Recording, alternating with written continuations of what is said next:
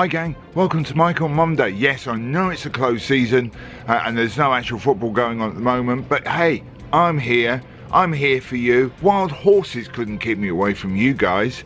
Well, wild women perhaps could, but I haven't seen any of those knocking around Hertfordshire the last week or so, so you've got me for today.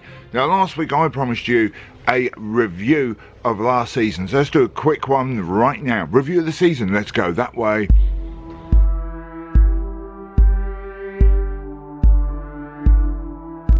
Right then, a review of last season.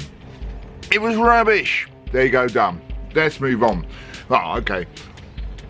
Well done, Moyes, for making our now to Fisher central striking player. He did very, very well there. Liked him down the middle. Well done for playing Declan Rice. Ogbon had a good season, that's it. David Moyes, thanks for everything you did. You came in, you did all right, really. I didn't really like the way you played football, but you did okay. It kept us up, and now you've gone, and you're whinging a bit, which is a bit, you didn't need to do that. You kind of done the good thing. Don't start whinging, because, you know, you've done all right, restored your reputation, and yeah, well done. The end. But Moyes is not a West Ham manager, in no way whatsoever. But who is a West Ham manager? Well, apparently, Manuel Pellagrini is a West Ham manager, or will be later this week. Lots and lots of rumours. He's resigned from his club in China, and he's heading over here, and a little bit of information tells me that he is actually a done deal, and that they will be doing the business on Tuesday, tomorrow, and it'll be announced on Wednesday. Apparently he's coming in on a £10 million contract. Okay, look, this is wildly exciting news. 10 million a year is top 6 manager status. Let's get that out of the way. Pellegrini is a serial winner. He plays high pressing, attacking football. He is exactly what we want, and I can't believe there are some people online whining about this. He is the best we were going to get. I know a lot of people wanted Rafa Benitez, but I think Pellegrini is actually my preferred choice out of the people who are knocking around rumoured to be involved. I'm really, really excited about this. He isn't going to come here to be offered like a box of Tunnocks tea cakes and a packet of Monster Munch as a transfer budget. He's coming here, he's been allowed to bring his own person who buys stuff, what do you call that? Him. He's going to be his head of recruitment.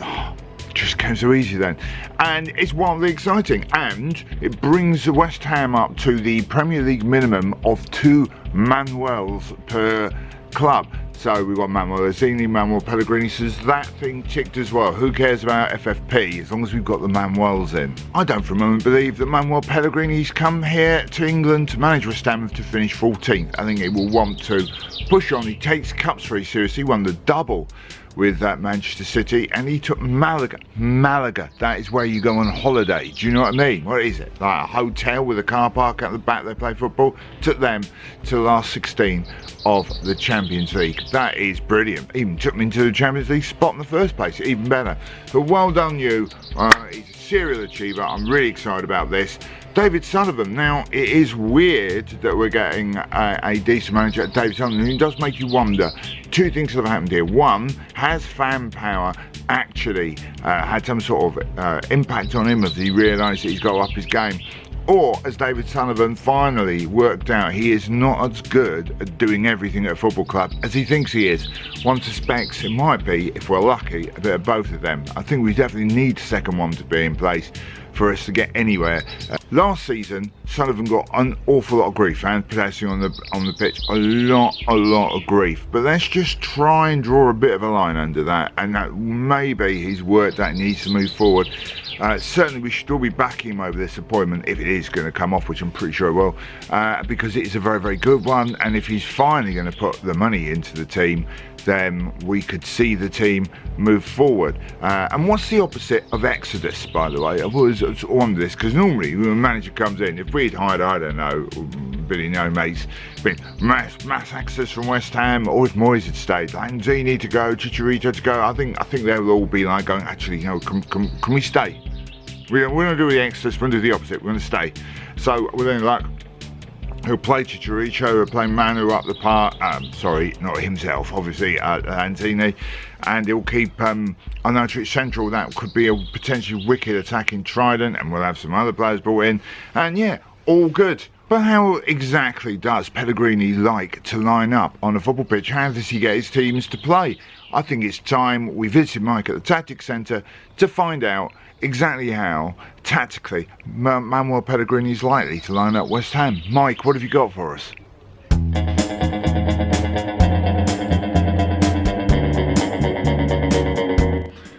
Thanks, Mike. Welcome to the Tactics Centre. Manuel Pellegrini is a very astute tactician. He often likes to line his team up using both a goalkeeper and an array of outfield players. His favourite formation is in fact 4-3-3, but with a central striker, usually somebody mobile like Aguero at Manchester City, and another larger player almost alongside him, so it looks a little bit more like a 4-4-2. The idea being a central pivot in midfield can rotate the whole play around, with players falling back to a 4-3-3 without the ball and quickly advancing to a more of a 4-4-2 shape, but with a slightly deeper lying playmaker, making it a sort of 4-2.5, 2.5-1. That adds up to more than 10 outfield players. But never mind, you got the idea. He's an astute tactician, often making in-play changes to shape and formation as well to allow the team to win games. His love of a quick, mobile, generally small striker alongside a larger forward will certainly bring joy to the hearts of Chicharito and Arnautovic. I could see that partnership begin to flourish, along with Lanzini just behind them. It's an attacking trident we'd all love to see, I think, at West Ham. Manuel Pellegrini, analysed in depth here on Mike on Monday at the Tactics Centre. Back to Mike in the studio.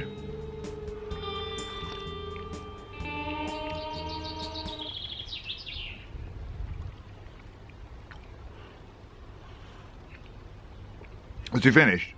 All right. Yeah, Mike at the Tactics Centre there. Absolutely brilliant stuff there. I'm sure we're all a lot more clued up as to how Manuel Pellegrini will be playing soon. It still does mean there are still a number of things we don't know about Manuel Pellegrini that I'd like to see addressed hopefully in the coming days in the press. For example, is he the sort of guy that likes carpet on the floor, or does he go for a fashionable wood flooring these days? What's his favourite pie? And of course, is he a courteous and gentle lover, or a bit of a rough? I think we need to know all those things about him before we finally settle on him as a new manager. I do, though, I'm very excited about this appointment. As you can probably tell, I think it's a really good thing. I'm very, very much looking forward to seeing West Ham play under Manuel Pellegrini, but there are downsides, and let's just address a couple of those. Number one, Manuel Pellegrini's Claret and Blue Army is a bit of a mouthful, people, especially after a beer or two. I can barely say it now. I'm on tea and banana. A couple of beers is going to be an issue, and also for football commentators worldwide, the idea of him coming up against Pellegrino, also Manuel, would really throw them. Pellegrini, yeah. That's going to be tough. But yeah, otherwise I think it's a terrific appointment if it does come off, and I'm very excited, and hopefully it's going to be jam tomorrow, and jam now, and jam everywhere. Now, time for your wonderful letters. Letters. It's not that. No one's written me a letter in years. Emails, correspondence. Correspondence is the word. Correspondence. Let's go. That one again.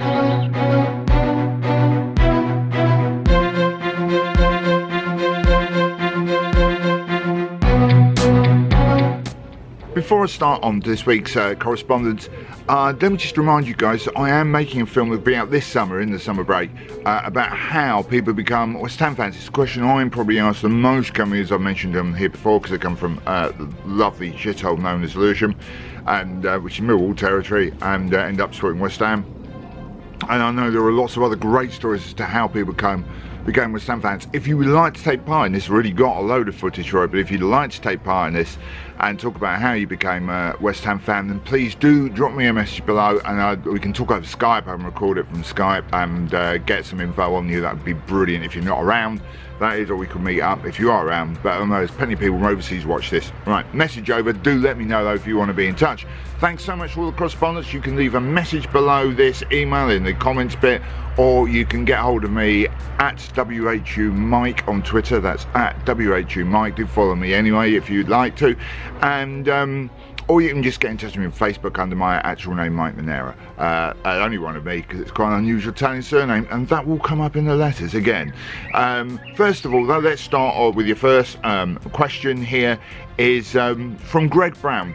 Which band members would make the best footballers? I'll tell you what, I'll start this off by telling you a little story. It's a good question, Greg. Thanks, mate.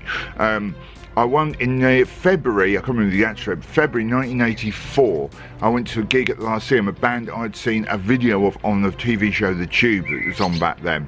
And the lineup for the bands were, the headliners were the Smiths, the main support was Billy Bragg, and there was another band called 10,000 Telephone Boxes or something like that, who I've never heard of before or since, but were all right. And when Billy Bragg was on, he said between songs, he said, when I saw the lineup, I'll do it in Billy Bragg voice. Yeah, mate, when I saw the lineup, mate, I can't really do Billy Bragg. I'll just do my normal voice. When I saw the lineup for today's show, he said, I thought, wow, that would be a really good football team. But then I realised that everyone would want to play on the left wing. Ba-bum. That's pretty much where I'm from right there, putting a football team out. I like quite odd left field music, and let's look. Even if they weren't all left wingers, what main issue don't I have? Anyone I'd want to put in a football team from a band I like would immediately slope off to behind the changing rooms to have a spliff. Do you know what I mean? So I don't really know. I would imagine apparently that bloke in blue who plays bass is quite a good footballer, but I think it might all be talk with him, and a lot of them are. I met there was a band around in the 90s called the New Fast Automatic Daffodils, and their bassist played for the Leeds youth system, so he'd probably be worth having. And on a good entertaining story, I used to play in their five-a-side team again in the 90s, and we had a player who was beyond belief good. You know, you have that guy who was just so good at football, and I was trying to find out why, because his job was, he was translator, and I worked for a media company who did a lot of news media, and he used to translate stuff for us, and he was really, really good at translating. And it turned out that one of the main things he'd done was translate for Faustino Asprilla up at Newcastle, and what happened was he would go on the training pitch with him, and he'd have to run up and down with him doing the training so he could interpret everything that was coming through. And that's how he got to be that good at football, because he was being trained with Faustino Asprilla. So well done to him. Next question, rubbish answer. Next question, hopefully we'll get a better one for you, from Graham Morris.